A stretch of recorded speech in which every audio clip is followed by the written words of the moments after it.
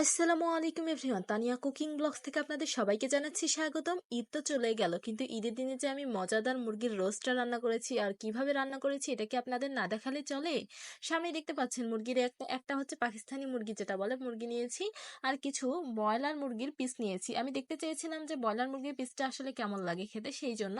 আর এই জায়গায় দেখতে পাচ্ছেন মুরগিটাকে ভালো করে কেটে নেওয়া হয়েছে এবং ভালো করে ধুয়ে রেখে দিয়েছিলাম প্লেটে। তারপর একটা কাঁটা চামচের সাহায্যে সেটাকে আমি ভালো করে ফুটো করে নিচ্ছি। আর এদিকে দেখতে পাচ্ছেন এখন আমি মরিচের গুঁড়া দিব এবং কি কি উপকরণ দিয়ে আমি বানাবো এটা আমি কারো দেখতেছি না, এটা আমি আমার নিজের মতো করে করতেছি। কিন্তু এইভাবে করে ঝাল, লবণ এবং মিষ্টি জাতীয় জিনিসে একটা রোস্ট বানালে, এরকম করে রোস্টটা না সবাই পছন্দ করে, বাড়ির ছোট থেকে বড় সকলেই পছন্দ করে। এখানে দেখতে পাচ্ছেন লবণ দিয়েছি, অল্প করে জিরা বাটা, আদা বাটা, লবণ দিয়ে দিচ্ছি, হলুদের গুঁড়া দিয়েছি অল্প করে। এক কথায় যতটুকু লাগে ততটুকু করে মাখাতে হবে, অল্প।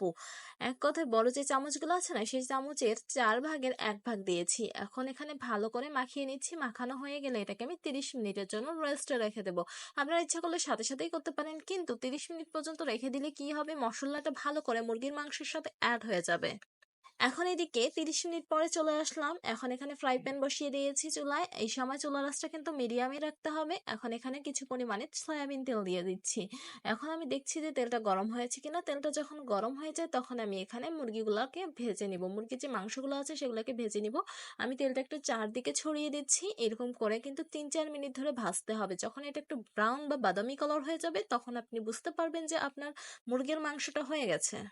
এখন আমি এভাবে করে উল্টিয়ে পাল্টিয়ে নিব, আর উল্টিয়ে পাল্টিয়ে নিলেই কিন্তু হয়ে যাবে। আর আপনারা কারা কারা মুরগির রোস্ট পছন্দ করেন অবশ্যই কমেন্টে জানাবেন। আমার কিন্তু আগে পছন্দ ছিল না, বাট আমি যেদিন থেকে রান্না করেছি আর আমার মানে খেতে খুবই ভালো লাগছে। আমি মুরগির রোস্ট একজনের বাসায় খেয়েছিলাম, সে শুধু মিষ্টি দিয়ে ভরিয়ে রেখেছিল, কিন্তু আমার কাছে এতটা মিষ্টিও পছন্দ মিষ্টি মানে পছন্দ না। মিষ্টি থাকবে, একটু লবণ থাকবে, একটু ঝাল থাকবে, মানে সবকিছু মিক্সড থাকবে, তাহলেই তো মজার হয়। যেরকম বলে না, টক ঝাল মিষ্টি আচার খেতে দারুণ মজার, ঠিক সেই রকমই একটু এটা থাকবে, টক থাকবে না, এটা ঝাল থাকবে, লবণ থাকবে, একটু মিষ্টি থাকবে, সবগুলো মিক্সড থাকবে।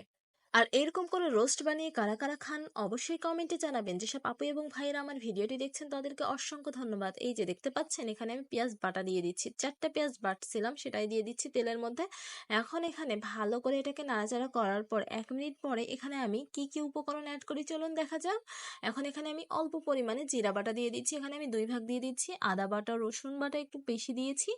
এখন সবগুলো ভালো করে কষিয়ে নিতে হবে। মশলাটা যত ভালো করে কষাতে পারবেন তত ভালোই কিন্তু রোস্টের ফ্লেভারটা চলে আসবে, সেই জন্য এটাকে একটু সময় নিয়ে ভাজতে হবে। এই সময় চুলার আঁচটা মিডিয়ামে ছিল, ফ্রাই প্যান বসানোর পরে কিন্তু চুলার আঁচ মিডিয়ামে রাখতে হবে। মরিচের বাটা একটু বেশি দিয়ে দিচ্ছি, আপনারা ইচ্ছা করলে কম দিতে পারেন, কারণ আমার না একটু ঝাল ঝাল খেতে ভালো লাগে। এখন আপনি বলতে পারেন রোস্টের মধ্যে আবার ঝাল কেন? নয়, ঝাল একটু হবে, মিষ্টি একটু থাকবে, লবণ একটু থাকবে, তাই তো।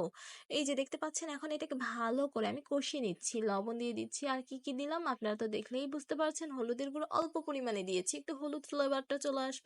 এখন আমি রোস্টার মশলা, আমার এটা অর্ধেক ছিল সেটা দিয়ে দিচ্ছি, আর একদিন অর্ধেক রান্না করেছি আমি, এটা সম্পূর্ণ কিন্তু দেই নাই। আর এখানে আমি একটা মুরগি নিয়েছিলাম।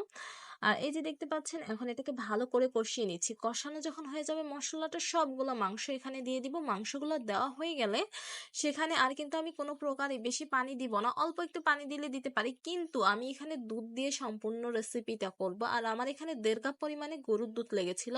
আর অবশ্যই আপনারা দুধ দিয়ে করবেন, আপনারা যারা যারা মানে দই দিয়ে করবেন না তারা এই প্রসেসটা কন্টিনিউ করলে ভালো হবে। এই যে দেখতে পাচ্ছেন আমি এখানে 1.5 কাপ পরিমাণে দুধ দিব, তারপরে এটাকে এখন মিডিয়াম আঁচে জাল দিতে হবে 7-8 মিনিটের মতো সময় ধরে, তারপরে এটা কিন্তু হয়ে যাবে। সবশেষে কিন্তু আমি ধনিয়া এবং জিরা গুঁড়া দিয়েছি, এতে করে একটা ফ্লেভার চলে আসে। কিন্তু দুঃখের বিষয় কি, আমি তখন ভিডিওটা করতে না ভুলে গিয়েছি বা স্কিপ হয়ে গেছে। এখন এখানে 5 মিনিট পরে ঢাকনাটা খুলে একটু দেখছি, দেখতে দেখতে কি করি চলুন দেখা যাক।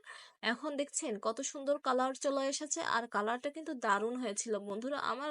এই যে এখন আমি এখানে কিন্তু 1.5 চামচ পরিমাণে চিনি দিয়ে দিচ্ছি, যেটা ইম্পর্টেন্ট জিনিস রোস্টের। 1.5 চামচ পরিমাণে এখানে আমি চিনি দিয়ে দিলাম। আর বেশি আপনার ইচ্ছা করলে চিনিটাকে কম বেশি করে নিতে পারেন, কিন্তু আমার কাছে বেশি মিষ্টিও ভালো লাগে না, কম মিষ্টিও ভালো লাগে না, মিডিয়ামটা বেশি ভালো লাগে। এখন দেখতেই পাচ্ছেন আমি এটাকে কি করি চলুন দেখা যাক আর কি কি করা যায়। এই রোস্টটা কিন্তু আমার হয়ে গেছে। সবশেষে আমার রোস্টটা কিন্তু এইরকম হয়েছে, এত মজাদার। সবাই ভালো থাকবেন, আল্লাহ হাফেজ, আসসালামু আলাইকুম।